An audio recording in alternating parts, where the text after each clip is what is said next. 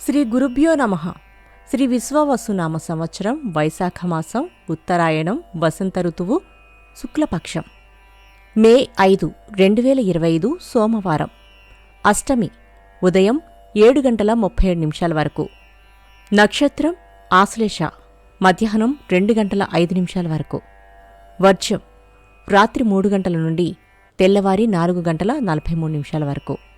దుర్ముహూర్తం మధ్యాహ్నం 12:31 నుండి మధ్యాహ్నం 1:22 వరకు.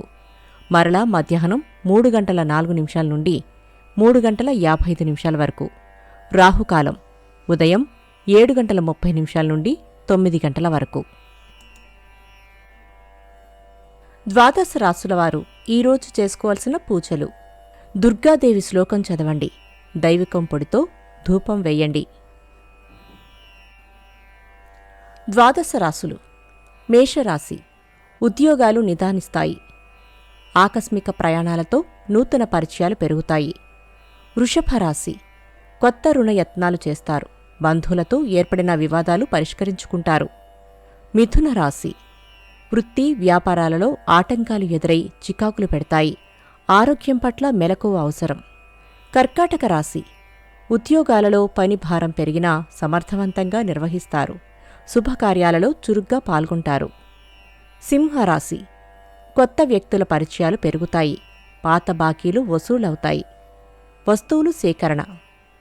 కన్యారాశి వ్యాపారాలు లాభసాటిగా సాగుతాయి. ఉద్యోగాలలో హోదాలు పొందుతారు. ఇంటా బయట అనుకూలం. తులారాశి దీర్ఘకాలిక సమస్యలు తీరి ఊరట చెందుతారు. ఆప్తుల నుండి శుభవార్తలు అందుకుంటారు.